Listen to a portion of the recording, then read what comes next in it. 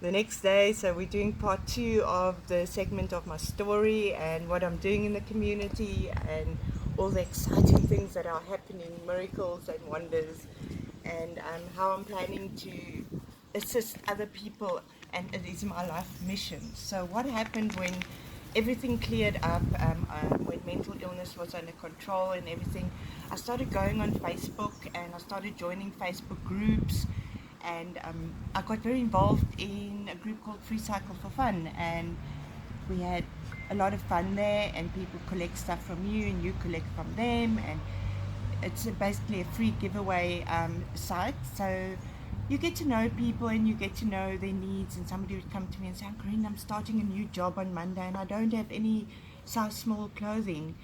I said, don't worry, I'll network amongst my friends, I'll sort it out for you. So then I would go to my friends and say, anybody can help with size small clothing for this mommy, please, please, please. And people would bring to me, and it got known in the group that, you know, just message Ankarien, she'll sort it out for you. It got a bit tiring, all the messages, but the messages I get now are even more tiring. But so yeah, people message me, and then people started thinking, you know, sometimes people ask for things and they don't really need it. Let me take all these black bags of clothing that I've got and go and give it to Ankarien because she knows who needs it most. So donations started to arrive. I wasn't a charity, I wasn't even thinking of being a charity, but I would work through these black bags and sort, yes, size small, this will suit Lucy, and this will suit Sarah, and this will suit whoever, and I would message them and say, I've got some clothes here for you, come and fetch. And then somebody came to me and said to me, Ankarien, you know, you are very involved in that group and I know people respect you. I've got a problem. I know of a family, it's a mom and dad, they're very young, they've got a little baby, and they've got nothing. They don't even have a place to go and stay. They've got nothing for the baby, they've got no furniture, they don't have food. So I met with this family and my heart just broke into pieces. I said, okay, I'll do a request on this Free Cycle for Fun post for this family. So I did a heartfelt request in my own words. I don't write business-like, I write from the heart, and I've always done that up to today. And people just responded like crazy, like hundreds of comments, and people dropping things off for this family. I remember Driftwood Cafe, Bronson was the owner, and Bronson gave the meal for 2 months, a daily meal from the restaurant, and people brought food, we organized them a flat, we fully furnished it, cot, nappies, everything for this family. They got jobs, and within minutes they were back on their feet. And the satisfaction after I helped this family was incredible. It was like, this is what I want to do, this is what I love to do, and it makes me so happy to help people. But I left it, and then one night, it's not actually one night, it was I think the 14th or the 11th, and he always corrects me, September 2014, I woke up middle of the night, it was midnight.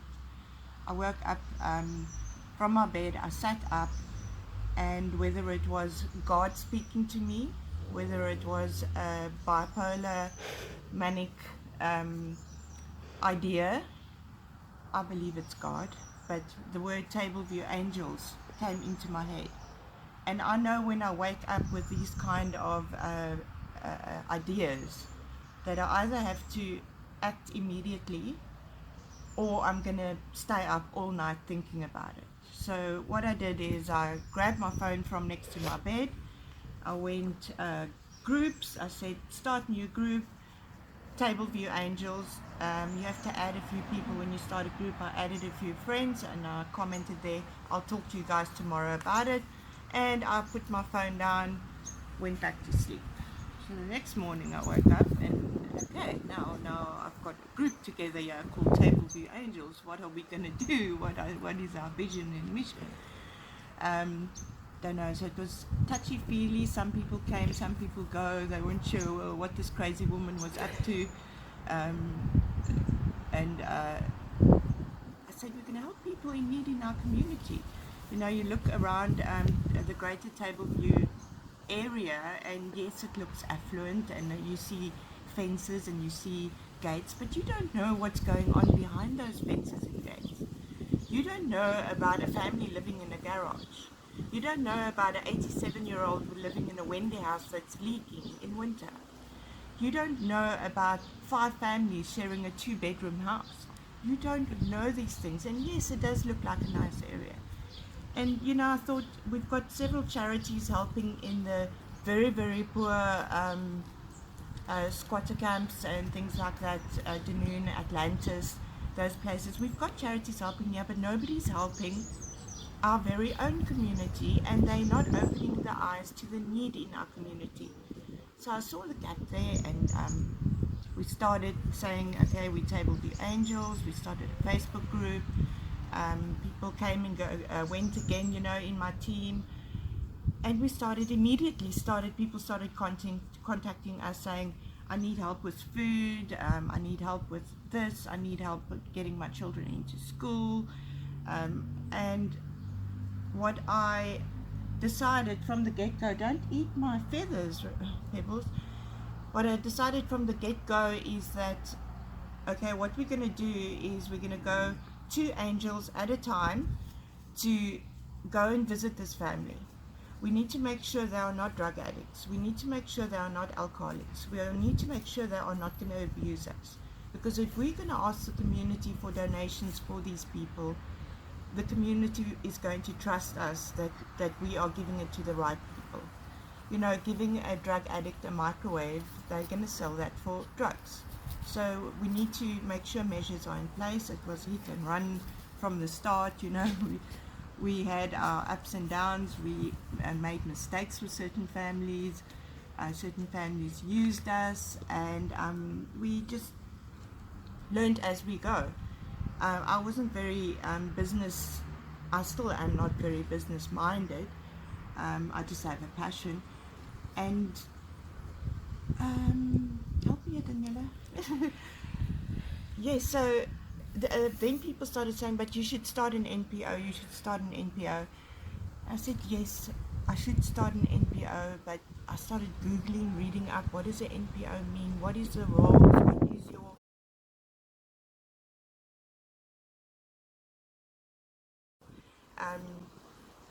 what is a constitution? What is... And I'm like, how do I do this? I don't know how to work all these hard words, and I don't understand this whole process.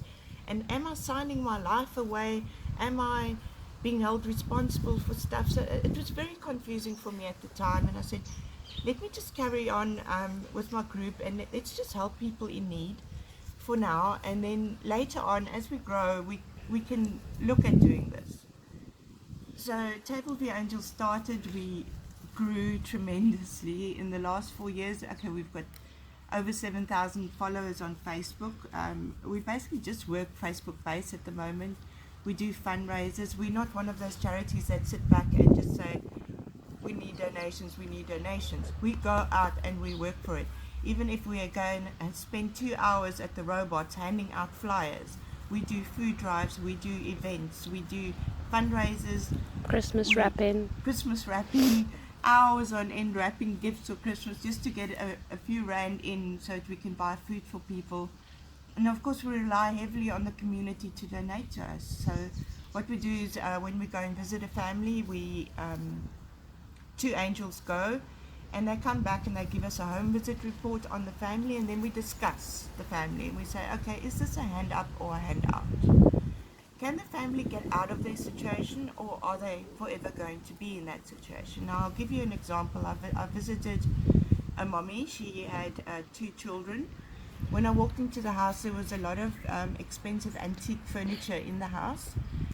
And the mommy, when I spoke to her, I said to her, so are you you are working at the moment, you're not getting by to pay your rent. Are you planning to change your job? What are you planning to do to uplift yourself? And, you know, are you going to downgrade your flat, or can you sell some of these furniture that's around you? And she said, no, I can't sell any of this, and no, I'm happy in my job, I'm just going to stay where I am. And I said to her, I'm sorry, I just can't see how I can help you out of your situation. If you're not prepared to do the work to get out of your situation, to me, I'm just going to, for 2 months, hand out food to you, and then you're going to be back at square one. Is Roscoe biting? Yeah. Not Roscoe, it's Pebbles. Shame is teething. So yes, we learned a lot. We started putting guidelines in place. I started working on a constitution. I had a friend who's a lawyer have a look over the constitution, and we made many amendments and things like that. Eventually we registered our NPO, and it was such an amazing day because we waited for months for our NPO registration. They sent back our forms a few times. They said, no, this is incorrect, you should add this, and blah blah blah. But eventually we got our NPO number. Now we were legal, thank goodness. And we just grew further from that. I mean, Table View Angels has taken over this community by storm. But with it, my team grows. Sorry guys, I've got dogs all over the place. My team grew, and many things happened, and then 1FM contacted me, Stacey and Ian from 1FM, and they said, you're very involved in the community, you know a lot about the community, we want you to help us to let the community know with our radio station 1FM what's going on in the community, what NPOs are there, what do they do. So if you can come and do a community diary, what events are happening in the area. We started off with a community diary even before 1FM went live on air in their premises. So a year before that we even started. And then when they had the studio, they said come and be a presenter and do the community hour twice a week.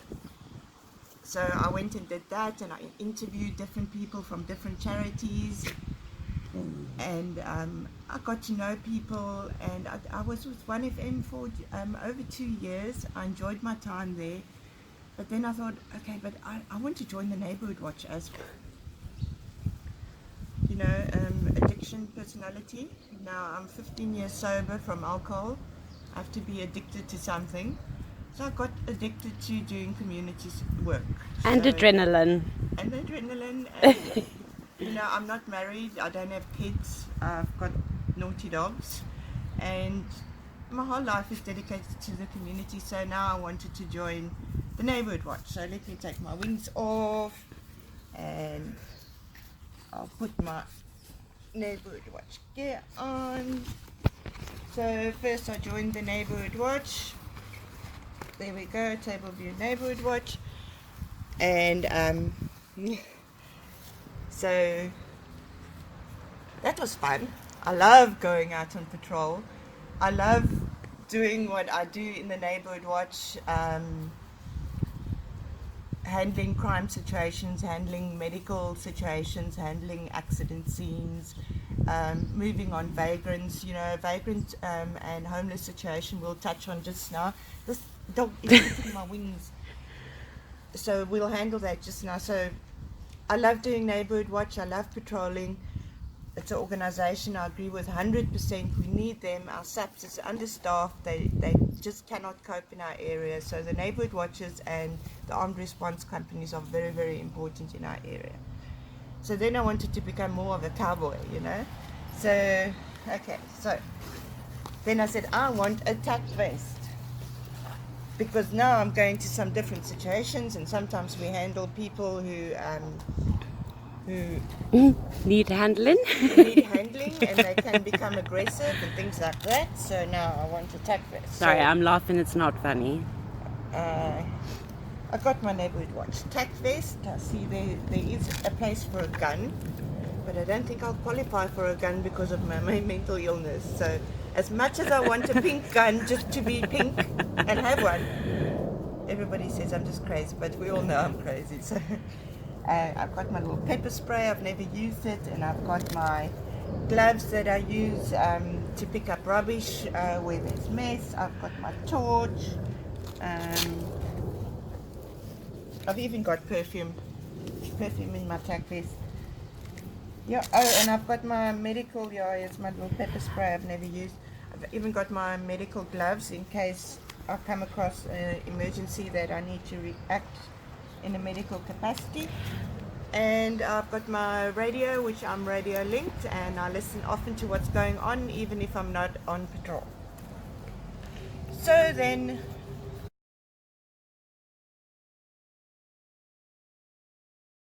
my neighborhood watch stuff, we had to pause the video there or stop it.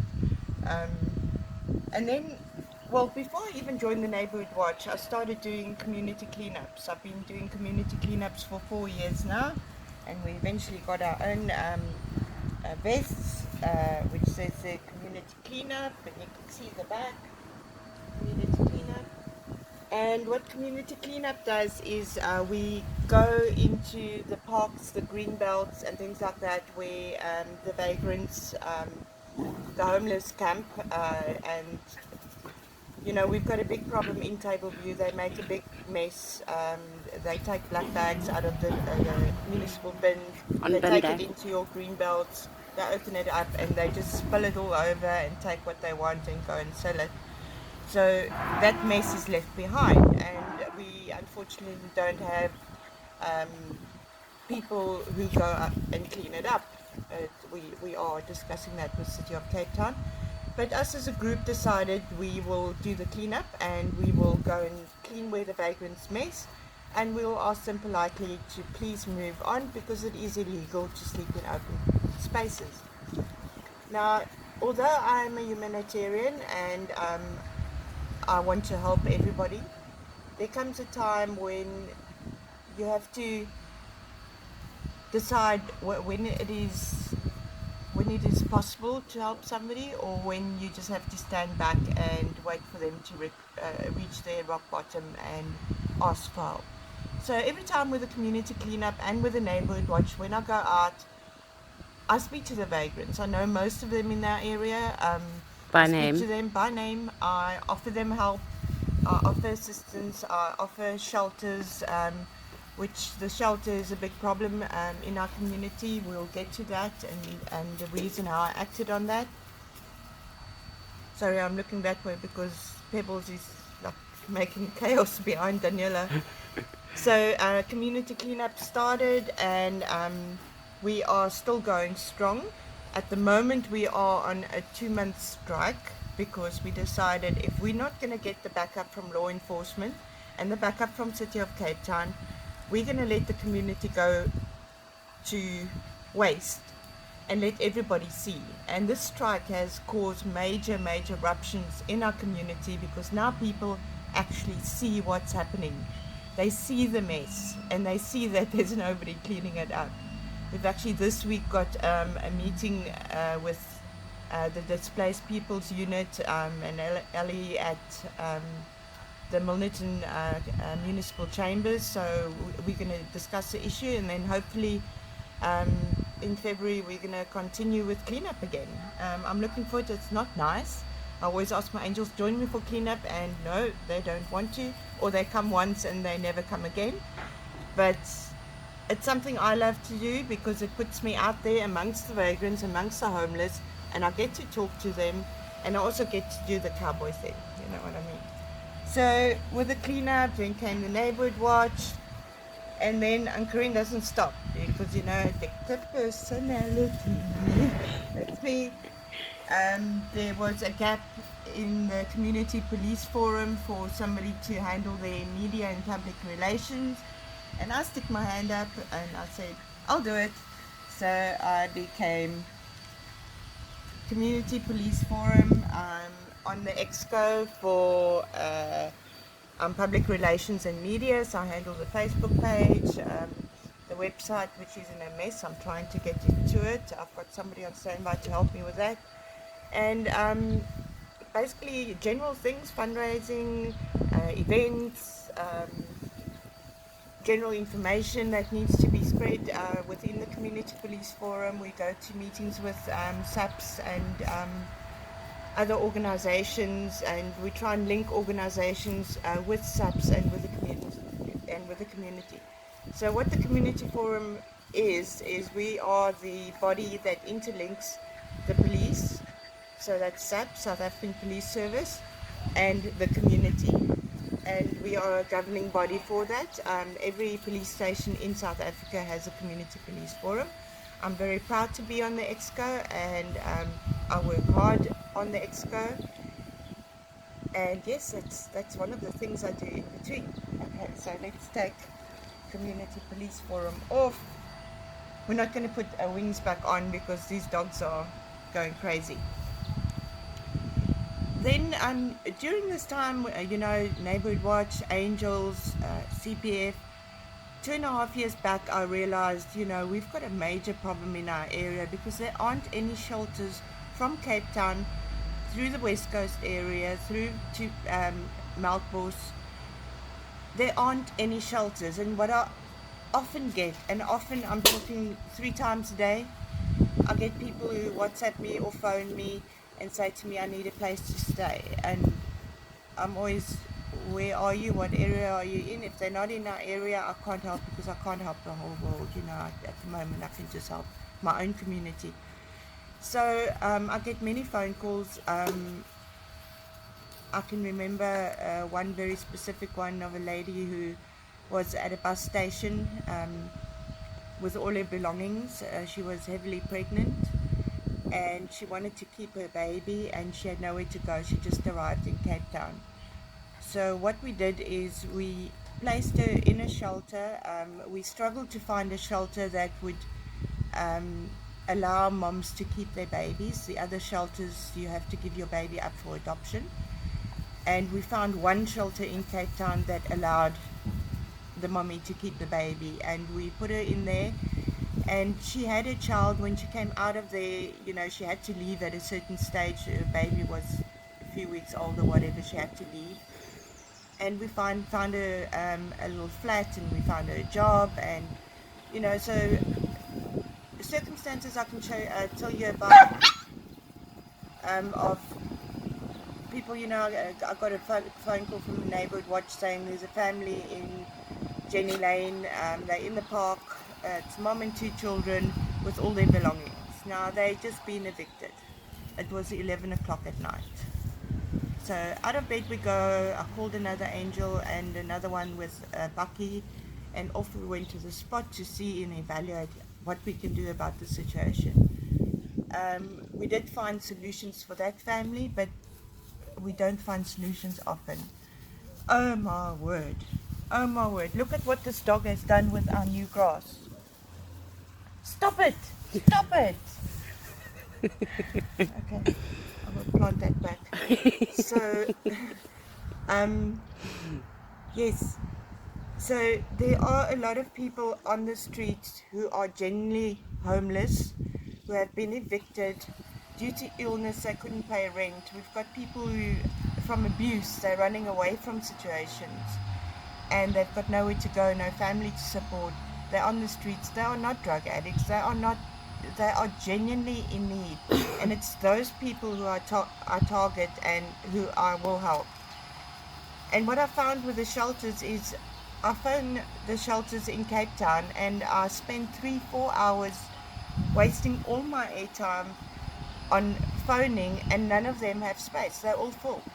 So if you find one bed somewhere after 2 hours of phoning, that's one bed. What do you do with a family? The shelters in Cape Town do not take families. They will take a mom. They will split partners up, so mom and dad will go to separate shelters. If mom is not abused with her children, she's not an abused mom, there's no shelter for her. So where do these kids go? These kids get put in another shelter. If a child is over 14 years old, I think I might be corrected on that, he can't go to mom to a shelter. He will have to go either with dad, or he'll have to go to a children's home, because he's classified as a teen and older, which it's just such a mess. I've been fighting this fight with City of Cape Town, with the province, up to the MEC, Dr. Robert McDonald level, about the situation that Tableview doesn't have a shelter. The other day I phoned the shelter and I said, I'm sitting here with a mom and 3 children. One of them is an adult child that's schizophrenic. What do I do with them? Do I leave them on the street? Please tell me what to do with them. And they said, okay, now bring them to the Haven in Napier Street. I said, yes, if I bring them there, it's now 3 o'clock in the afternoon, you're going to tell me you're full. I don't have a car to bring them there. So they're going to either have to walk, or they're going to have to take the bus or a taxi, which is going to cost me money to send them. So I just had a phone call. Somebody's got somebody in the house with a big major alcohol problem. Can you help? Ankarien, this person needs help. Yeah, so the calls are, where was I? Hope House. I mean,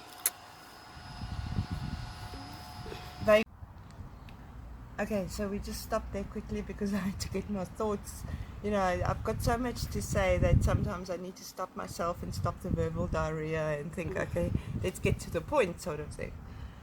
While I've got Pebbles here in hand, I recently became a foster parent for puppies. I said puppies alone because I've got my 3 dogs.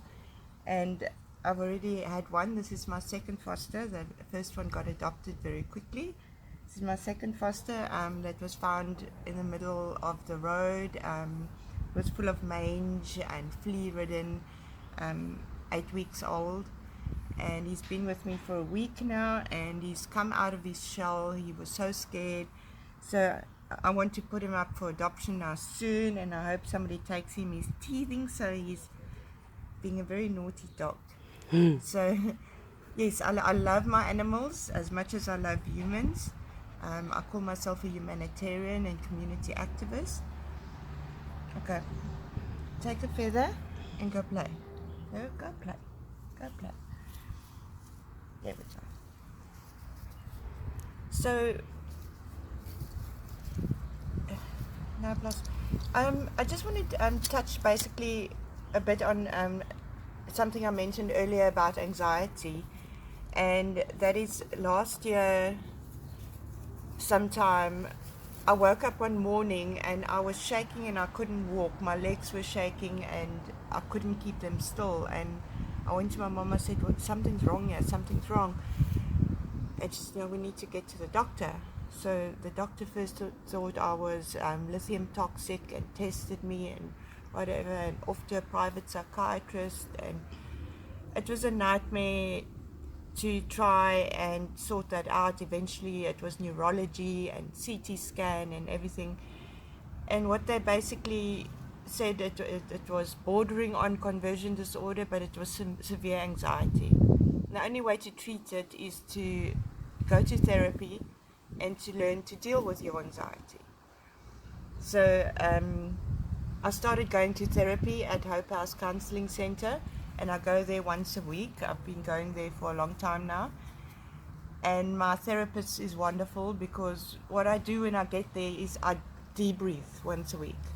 I spill out all my worries, or everything that happened to me that week, the families that were just a nightmare, and how I struggled with this and that, and Daniela that upset me because she didn't come and visit. I just spill it. Okay, let's just go on. Okay, so yes, I spill it out to my therapist, and what she's done when I was diagnosed with severe anxiety is she taught me some coping mechanisms, and she taught me techniques. And since she taught me those techniques, especially the grounding technique, I've been teaching others that technique as well. That people who come to me and they've got PTSD and the anxiety and whatever. 2-3 days ago, I was visiting a guy that was very angry at the world, and he was lashing out on all Facebook groups. And I went to go and visit him, and I said to him, dude, what's going on here? What are you doing? What's up? And it turned out he's untreated bipolar, PTSD, he had a hell of a life, anxiety and everything. And just there and then, I calmed him down by teaching him the grounding technique. So what I'll do in future in my videos is I'm going to touch on these subjects. I'm going to teach you guys what I know. It won't be from a professional point of view, but I will teach you what works for me.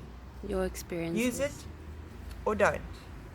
I'll also give you helplines. So if you want to go for counseling or anything like that on certain matters, whether it's bipolar, whether it's borderline personality, whether it's depression, whether it's suicide. I know all about suicide 6 times. Whether it's anxiety or anything like that, I will keep on blogging about it and telling you guys about it. And then, of course, I love to motivate people and I love to inspire people.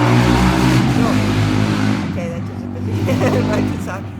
I love to inspire people because what I do there is, you know, people come to me and they say to me, Ankarien, that post you put on this morning on Facebook, wow, it really, really resonated with me and made my day. And I don't want to just share that to my friends anymore. I want to share it to the world. I want to show people what one person who was down and out and on the streets, an alcoholic, abused and nothing, can do with their life. Even if you've got a mental illness, it doesn't matter. You take your medication and you can be normal. I promise you. Look at Sir Richard Branson, my hero. I wish I could meet him. I've been stalking him for ages and ages, been emailing. I even found out his PA's email address. Are you actually joking? No, I'm not joking. I can show you the email. I found out his PA's address. I emailed her. Then he was in South Africa, I think 2 years ago. There was a kite surfing competition. Yes. And it was told that Sir Richard is at this kite surfing competition right here in Blouberg. There and then, when I saw that news, I said to Velma, take me down to the beach. We went down. I said, I'm going to find Sir Richard. We walked for 2 hours on the beach. I couldn't find him, but there were thousands of kites on the water. I couldn't find him. I was very, very disappointed. And when I got back home, I emailed his PA again, and I told her how disappointed I was that Sir Richard wasn't waiting for me. But I did tell him that I was going to come and meet him. You know, and all my friends know that I post his posts, I've read his books. So Sir Richard, if you one day get to see this, please, I know you come to South Africa often, come talk to me. You can see that we've got things in common. And there's no ring on the finger. And there's no ring, but you're married. So just come talk to me. I just need to meet my hero. And you are such an inspiration to me, what you do with your mental illness, with your bipolar, and how you have changed the world. And I'm following in your footsteps because I'm going to do it as well. Well, I'm following in angel footprints. That's important. So what I just want to end off this video, I've told you about my history. I've told you about what I've accomplished so far and my organizations that I support. Oh, and another idea that also came up is to start an NPO forum in our area where the NPOs can liaise and talk to each other, share information, share resources. So that's on the planning cards. At the moment my hands are totally full with what I've got. But that's on the planning cards. As soon as my hands, I get everything in place, I will make time for that as well. And yes, so I'm single. If you're rich, look me up, but you're going to have to live with my lifestyle, which is absolutely chaotic. And if you love animals, I've got my doggies. If you look at Angel there, she's the original Angel. Angel I got in my first year of sobriety. She's 15 already, very healthy. My other dog that I got on my birthday, on my first year of sobriety, is died now. My Zoe, my Yorkie, also a birthday present from my friend. And then my